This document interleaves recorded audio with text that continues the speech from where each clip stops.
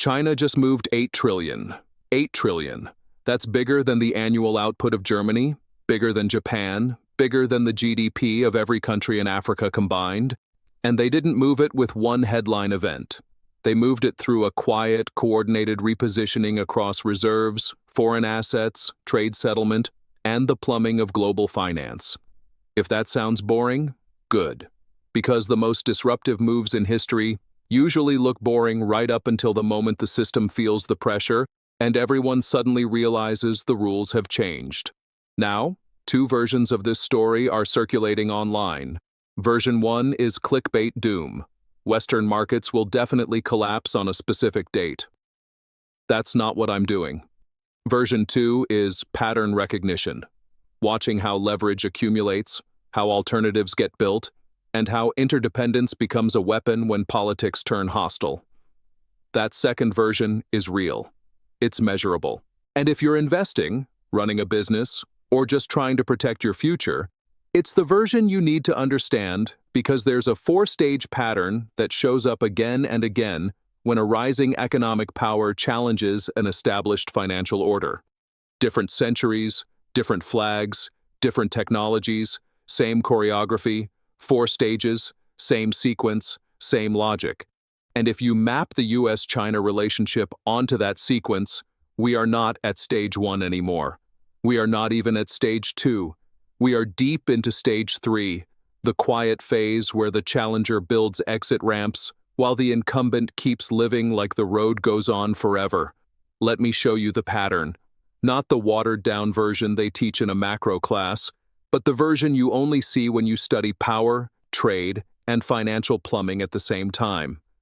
4 stages, always the same sequence, and when it runs to completion, the ending is never gentle. Stage 1 is the foundation of dual dependency. 2 economic powers become intertwined. Trade flows explode. Capital flows normalize.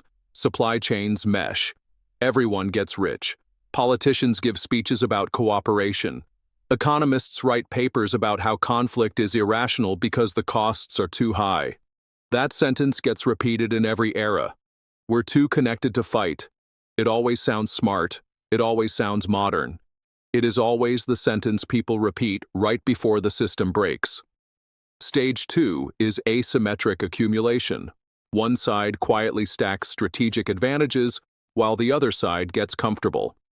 Surplus nations build reserves, industrial depth, and optionality. Deficit nations build debt, fragility, and dependency.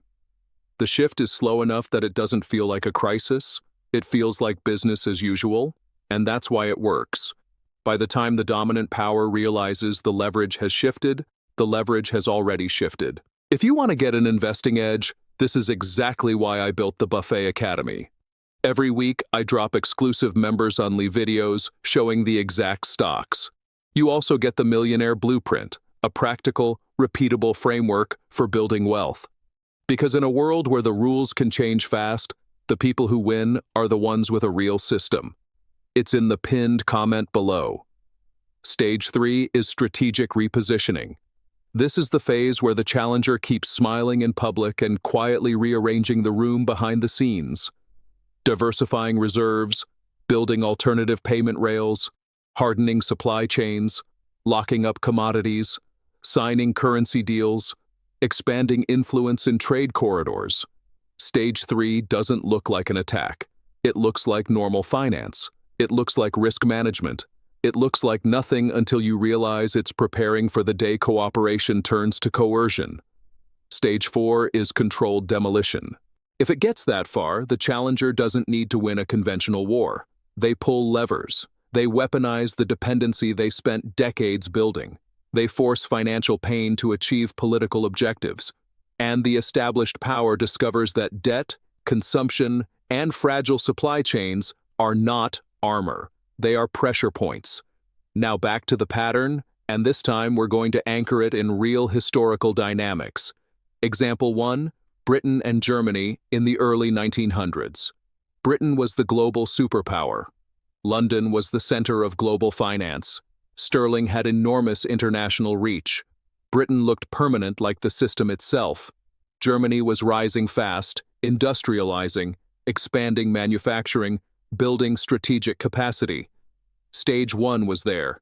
Deep commercial ties, heavy trade, elites convinced that commerce made conflict irrational. Newspapers talked about peace through trade. Politicians talked about partnership and permanent stability. Stage 2 was the quiet shift. The rising power builds strength, while the dominant power enjoys the benefits of the existing order. In the pre-war years, European powers emphasize monetary resilience, because when the system is stressed, trust becomes currency. The exact internal portfolio decisions differ by institution and year, but the strategic logic is timeless.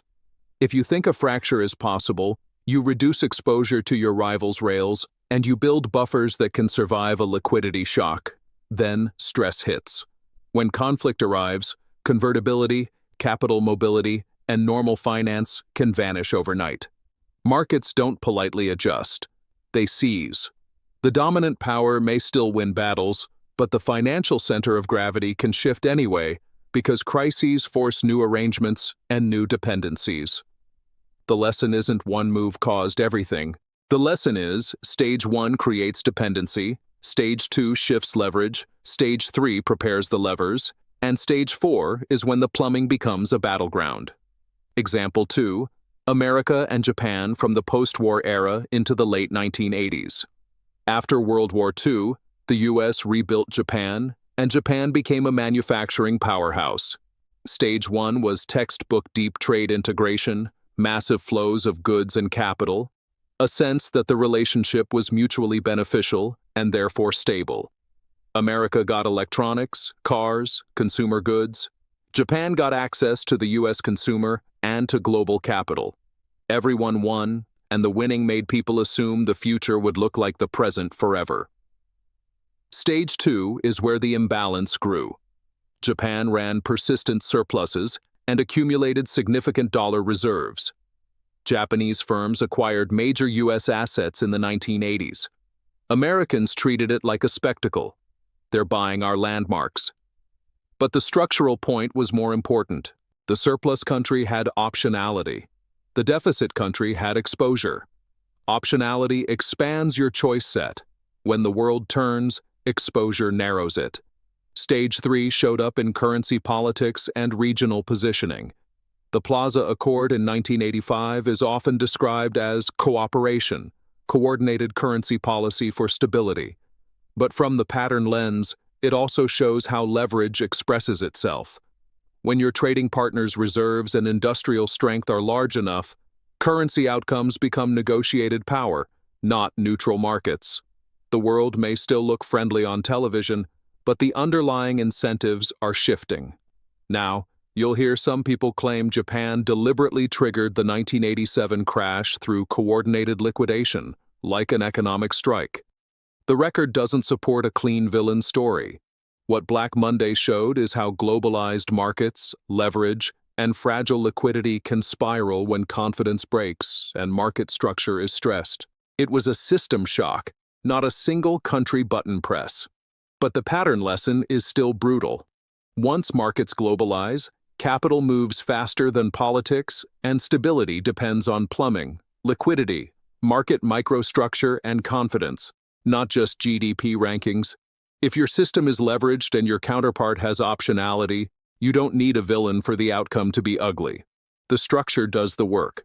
Example 3. Europe and Russia from 2000 to 2022.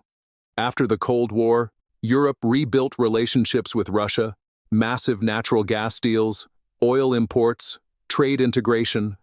Industrial Europe benefited from reliable energy. Russia benefited from revenue. Stage 1 locked in interdependence. European leaders gave speeches about how trade makes war obsolete, how energy partnerships create peace. Same sentence, new century. Stage 2, Russia built reserves, worked to reduce certain vulnerabilities, and explored alternatives to Western financial messaging. Western analysts often dismiss those efforts as symbolic. They can't replace SWIFT. It doesn't matter. And in normal times, it didn't matter much. But stage 2 is never about normal times. It's about stress. Stage 3. As tensions rose, Russia tightened its posture, redirecting some trade, adjusting reserves, building contingencies. Meanwhile, Europe's dependency deepened, not because leaders were evil, but because it was efficient. The cheapest energy wins in peacetime. That's the trap. Efficiency can look like strength until it becomes fragility. Then, Stage 4 arrived in a form the West didn't fully price in. When the war in Ukraine began in February 2022, sanctions hit hard. But Europe's energy exposure created a second front. Inflation, industrial stress, political strain. Dependency became leverage, and leverage became a weapon. It wasn't magic, it was math. When your factories, households, and grids depend on a single external input, the supplier has a lever whether they admit it or not. Now, bring this back to China. This is where the internet turns pattern recognition into prophecy. China moved 8 Ts. It's inevitable. Everyone will lose everything. That's the exaggerated version. The smarter version is China has spent decades building leverage. And in recent years, it has been building options. Options matter because they reduce vulnerability to sanctions, asset freezes, and Western financial rails. That is exactly what Stage 3 looks like. Stage 1 for the US and China. Roughly 1990 to 2010, integration. The world brought China into the global system. Supply chains moved, manufacturing moved, technology and know-how moved. Corporate profits soared, consumers got cheap goods. China got growth, jobs, and capital. Everybody believed the relationship was permanent because everybody benefited. That's how Stage 1 always feels. Stage 2, roughly 2010 to 2020, accumulation. China built very large foreign exchange reserves, expanded industrial depth across critical categories, and increased influence through infrastructure, finance, trade corridors, and regional supply networks. Whether you love or hate those initiatives is not the point. The point is leverage. When one country sits in the middle of your supply chains, and when it can influence settlement rails, commodity processing, and trade routes, that is leverage that can be turned into a lever. Stage 3, 2022, to present repositioning. This is where the headline writers lose the plot, because Stage 3 looks boring. It's not tanks, it's spreadsheets. It's not a dramatic declaration. It's 1,000 small moves that add up to a change system. Start with U.S. Treasuries. China has been reducing reported holdings over time. That doesn't mean there's a dump everything tomorrow button. It does mean shrinking one category of vulnerability, heavy exposure to a rival's debt market in a world where sanctions and asset freezes are now normal tools of statecraft. Next, payment rails. China's CIP is an RMBB settlement channel backed by the central bank designed to support cross-border yuan transactions and reduce dependence on offshore clearing routes. That's not a test system. It's a working rail. It doesn't have to replace SWIFT globally to matter. It only needs to grow enough to serve as a fallback and a negotiating chip. Now look at the digital yuan. The digital yuan doesn't need to become the world's money to matter. It just needs to scale enough to prove a concept that a major economy can build modern payment rails with different rules and can expand them quickly if it chooses. Zoom out, and the Stage 3 behavior becomes visible. Encourage more overseas yuan usage, expand settlement corridors, deepen swap lines, and reduce over-reliance on any single foreign rail. That's not a conspiracy. That's a policy posture, and it fits the pattern. And yes, gold, central banks globally have been buying gold at elevated levels in recent years. China has reported increases in its official gold reserves. The exact numbers beyond official reporting are unknowable publicly. So anyone claiming certainty on secret totals is guessing, but directionally, gold accumulation is classic Stage 3 behavior. Reduce counterparty risk, increase monetary flexibility, and hold something that doesn't depend on another country's promise. So, where does the $8 trillion move come from? It's not a single line item. It's an attempt to add up multiple buckets, reserve shifts, reduced exposure to certain Western assets, changes in trade settlement behavior, growth of alternative payment infrastructure, and multi-year strategic investment commitments. You can argue about the exact number, and you should, but the more important question is intent. Is this just portfolio diversification, or is it preparation for a world where finance is a battleground? Now, we hit the claim that turns this from interesting to terrifying in the online narrative. The idea that China issued a blanket order in November 2023 for state-owned enterprises to divest from Western markets within 3 years, implying a deadline around late 2026 and forced liquidation of trillions. I can't verify a public, reliable primary source confirmation of a directive at that scale. Many versions trace back to commentary and reposts rather than official documentation.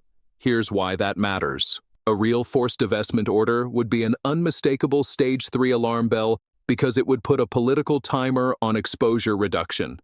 Without verification, it's dangerous to build your entire worldview around it. But even without that claim, the repositioning story is still real.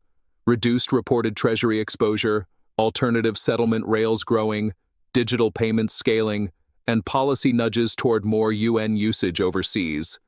This is the part most people misunderstand. Stage 3 does not require a single dramatic announcement.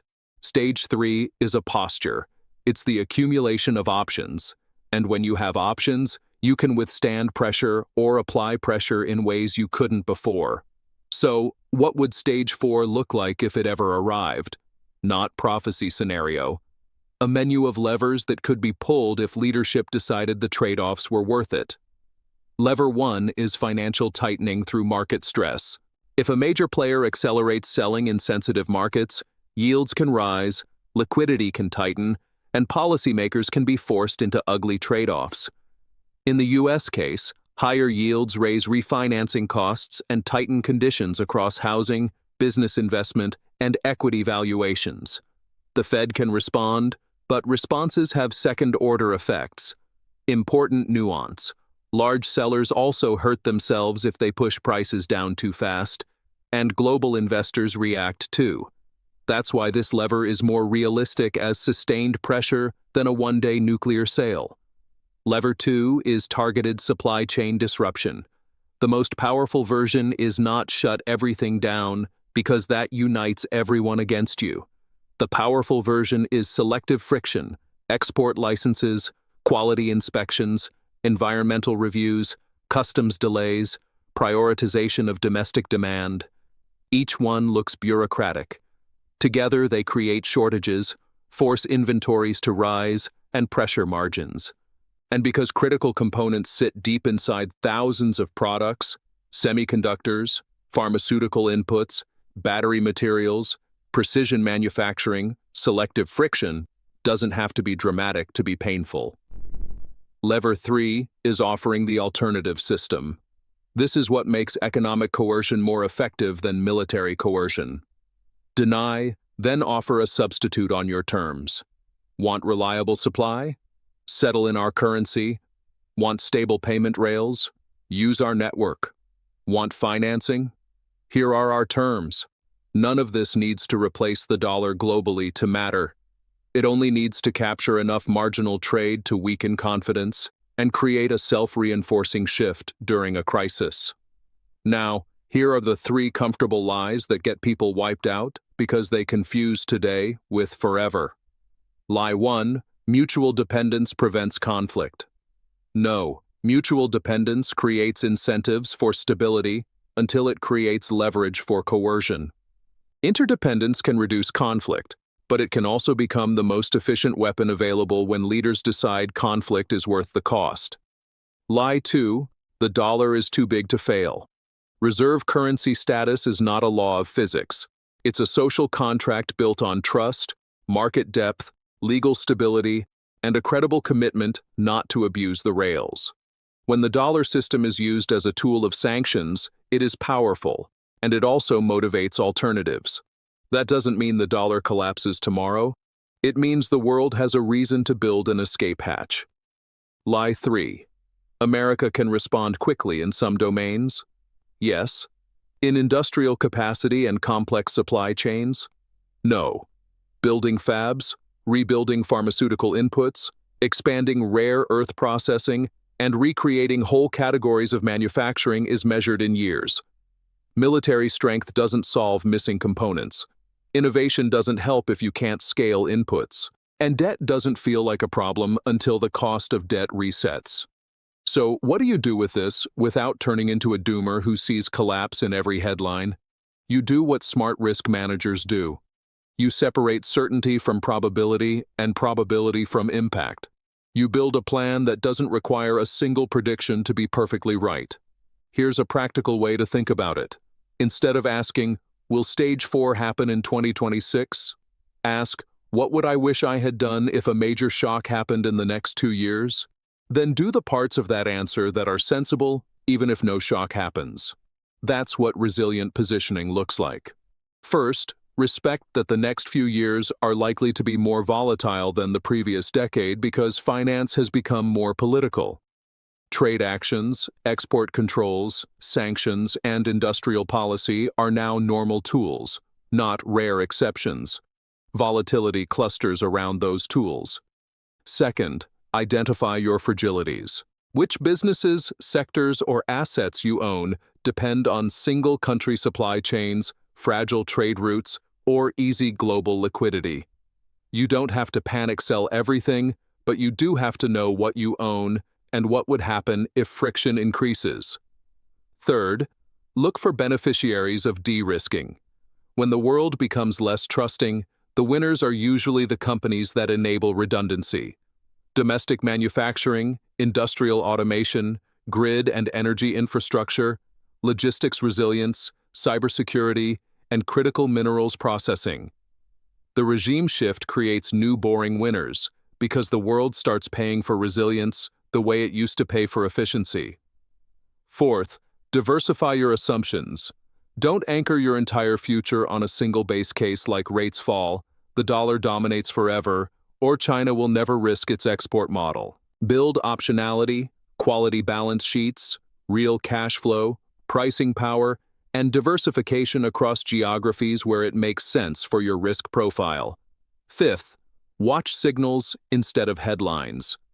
If you want a real dashboard, pay attention to the trend in reported Treasury holdings, the growth of alternative settlement rails like caps, policy nudges toward more UN usage overseas, the cadence of export controls and licensing rules, and whether non-doll settlement expands in specific trade corridors. Those are slow-moving indicators that tell you whether stage 3 is deepening. And watch the language shift when executives start saying dual sourcing, supplier redundancy, strategic inventory, and reshoring not as a PR line but as a margin protection plan. That's the real-world confirmation that the regime has changed. When insurers reprick shipping risk, when freight contracts start building in more buffer, when governments start subsidizing domestic capacity even at higher costs. That's stage 3 hardening into policy reality. Markets can ignore speeches for a long time, but they can't ignore invoices, lead times, and profit warnings. And if you want a how it would unfold mental model, here's a scenario sequence, not a promise, that shows you why timing is so hard to predict. It doesn't start with a cinematic crash. It starts with a week where yields creep up, risk spreads widen, and equity markets begin treating liquidity like oxygen. Then a policy headline hits, an export rule, a sanctions move, a shipping disruption, and the market realizes it's not a one-off. Then corporate guidance turns cautious. Then inventories rise, then margins compress. Then layoffs and capex freezes start showing up quietly before the headlines catch up. If you want a rough week-by-week picture of what a stage 4 attempt could feel like, think of it as 2 crises braided together, a liquidity crisis and a supply chain crisis. Week 1, the market sniffs it before the public does. You see a drift higher in yields, a widening in credit spreads, and a quiet rotation out of crowded perfection-priced equities. Commentators call it healthy profit-taking. It doesn't feel like a catastrophe. It feels like a normal risk-off pulse. Week 2, the story gets a catalyst. Maybe it's a targeted export license rule. Maybe it's a port backlog. Maybe it's a sanctions announcement. The key isn't the headline.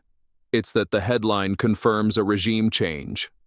Suddenly, analysts stop debating whether decoupling is real and start asking which inputs will be rationed. Companies that run lean inventories start warning about short-term disruptions. Markets hate uncertainty more than bad news. And uncertainty is exactly what selective friction creates. Week 3, the plumbing gets stressed. Funding costs move. Volatility rises. Leverage players de-risk. That triggers forced selling, which pushes prices lower, which triggers more de-risking. At the same time, the real economy starts to feel the early supply shock. Lead times stretch, costs rise, and executives quietly freeze hiring or capex while they assess damage. Week 4, policymakers respond. That response can stabilize markets, but it can also change the inflation picture. If liquidity is injected aggressively, the currency can wobble. If liquidity is not injected aggressively, the growth picture can wobble. Either way, confidence becomes the battlefield. And confidence is contagious. If people believe access to inputs and funding is uncertain, they behave defensively, and defensive behavior can become self-fulfilling. Week 5 and 6, the divide becomes visible. Businesses with pricing power, flexible sourcing, and strong balance sheets survive and sometimes even gain share. Businesses that rely on cheap global inputs, thin margins, and constant refinancing get squeezed. That's why the collapse narrative is misleading. The system doesn't have to end. It can simply re-prick violently, redistribute pain unevenly, and reward resilience in a way the last decade didn't. That's also why the smartest move isn't panic. The smartest move is to avoid fragility. Don't be over-leveraged. Don't be a line on one theme. Don't assume liquidity is infinite. And don't hold a portfolio that only works if the world stays perfectly cooperative. Now, let's bring this back to the central claim you heard at the start. China moved $8 trillion and Western markets will be destroyed. The honest version is, China is building options and reducing vulnerabilities. And some of those moves are visible in official treasury data, growth of payment rails, digital yuan scaling, and policy nudges toward overseas yuan usage. The extreme doom by 2026 framing leans on unverified assumptions and ignores constraints and trade-offs. But the pattern recognition is still worth taking seriously because the direction of travel is clear. The financial world is becoming more strategic, because if Stage 4 ever comes, it won't announce itself as Stage 4. It will arrive as a routine market move, a temporary export control, a sudden spike in yields, a supply glitch that becomes a shortage, a payment bottleneck that becomes a political crisis. And by the time the crowd agrees it's a pattern, the repricing has already happened. So here's the question that matters. Are you positioned as if the world will stay perfectly smooth, perfectly globalized, perfectly predictable? Or are you positioned as if the world is becoming more fragmented, more strategic, and more prone to shocks? That choice, the way you build your portfolio, the way you build your business, the way you manage risk, determines whether a shock is a headline you watch or a wave that takes you out. If you want part 2, I'll go deeper and get painfully specific. Which sectors tend to crack first in a real supply chain squeeze? Which ones quietly win from reshoring and redundancy?